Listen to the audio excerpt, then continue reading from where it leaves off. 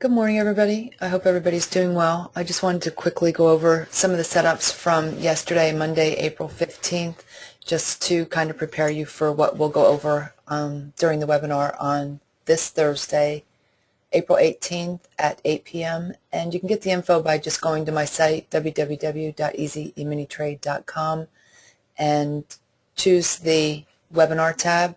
And those of you who've been to my webinars before know that I don't hold anything back. Whatever setups I'm going over, I give you everything that you'll need to implement the setup on your own. So let's get started with what went on yesterday.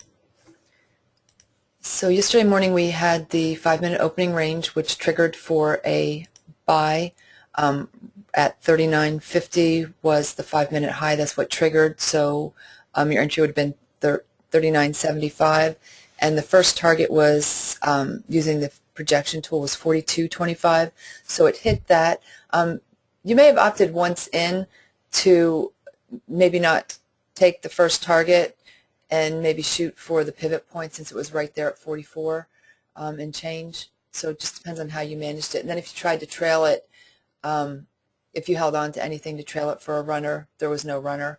So you would have wound up break even on whatever contracts you held on to after that first target was hit. Let me just make this a little bigger here so you guys can see it. All right, then 9:46 we had a counter channel set up. So we will go over the 5-minute opening range on Thursday. I'll tell you, the rules that I've been using for the trade. There aren't many. It's a pretty simple setup. I'll show you how you can use the fib projection tool and the trail dots to trail it. Then we're also going to go over the counter channel setup. So we had one here at 9:46 that we took. Excuse me. And worked out for the initial target. I always shoot for 2 points as the initial target, and then if I can, then I keep a third, take 2/3 off my first target, keep a third, and then trail it. So by trailing it, I wound up at 36.25 for my final portion that I was holding. So better than nothing, right? So 2 and that amount mentioned on the final third. Here was an amigo setup. Now for the 3 amigos setup, and I'm not sure I'm going to go over that Thursday or not. I think I am, yeah. I can't remember what I put in the invitation, but I think, yeah, that's what I'm going to also go over.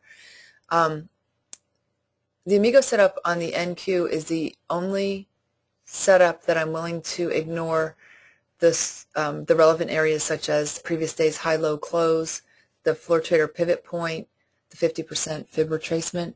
So this amigo setup right above the low from Friday. So I took it and it worked out for my target of 2. Now, if this had failed, then I wouldn't have tried it again. So I'm willing to try those on the NQ only, on the 3 amigo once, and if it fails, then I won't try it again. But it has a really high win ratio even in those areas. The Russell is is starting to do the same thing.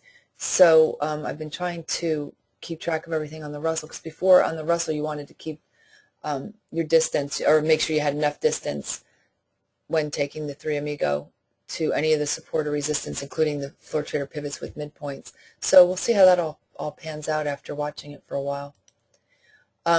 Here was a 3 amigo that was a no trigger, and for me it's a no trigger because this is the setup bar right here that I have marked at 10:36. You see I've written no trigger, and I always put a buy stop a tick above the high, or if I'm looking for a short, a sell stop a tick below the low.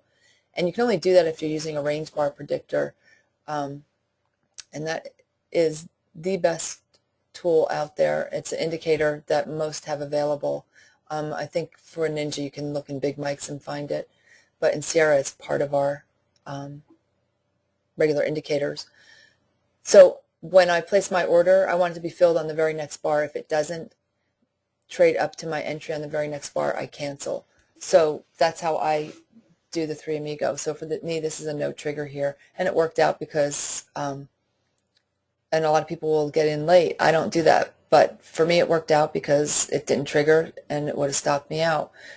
Now here's a no trigger that would have worked out. So you have to just decide what are you willing to do. I would if you're interested in getting in late, I would make sure that all the indicators for the three amigos stay green for heading higher.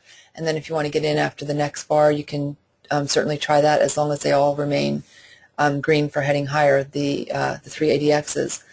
And I would just keep track and see how often it works compared to how often it doesn't, and that's the only way that you can make that decision. 1044, we had a counter channel set up that I passed on because it was setting up right into the Fibonacci 50% area, so I chose not to take that. It did work out for the first target, so if anybody was willing to take the risk, it did work out, but I wouldn't take a buy right under the 50% area unless it was the three amigo for me on the NQ. So as I said, here was a three amigo no trigger. This is the entry bar. Place my sell stop below the bar. Next bar never triggers it, so nothing for me to do there. You could have opted, if you wanted to take a counter channel setup, maybe a couple bars later, but I didn't. Honestly, I wasn't thinking about it. If I was, I would have probably taken it and then expected it to find its way back down to this area of support at 3075, because this area was a pretty strong area, 3075. But honestly, it didn't occur to me at the time because it was right around the same time. Here we got a counter channel set up at 1135. This one is nice because we have room up to the 50%. So that one worked out nicely with that area of resistance as the target area. Range trade here at 1146.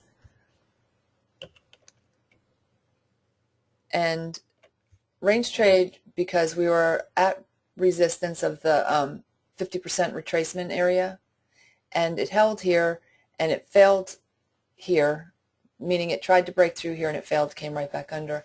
We had some divergence to the downside, and range trades are risky because they work until price breaks out or breaks down, but we had a range trade, we had divergence to the downside. I wait for my stochastic to get, we're at resistance, we have divergence to the downside, and then what I do is I wait for my stochastic to roll below 80 and then enter in under that bar that gives me that. And this went on forever, so if managed that way. No, usually range trades you don't hold on to that long. You just shoot for your target and then you're out. So if anybody managed it to trail, they stayed in that for a while. And that's it. I won't go over the afternoon because we don't spend any time in the afternoon in the room anymore. We're just mornings only anymore. And that is working out really great. I'm really pleased with it. So if you want more information on the setups, go to www.easyemintrade.com or come to the webinar on Thursday, and you'll get all the specifics on the 5-minute opening range, the counter channel setup, and the three amigos, and I will go over the trail dots, which are not showing up on this screen. I'll show you here real quick. Those are on this screen here, and these would be the trail dots, these blue and these pinkish dots. And this here is a range bar predictor. You heard me mention it earlier. So, I'm not trading at 8:48 in the morning, but I just want to show you. It gives you the estimated high and low of the bar. So as you're getting a setup, you don't necessarily have to wait for the bar to close because you can put your sell stop a tick above the high. Sell stop a tick below the low.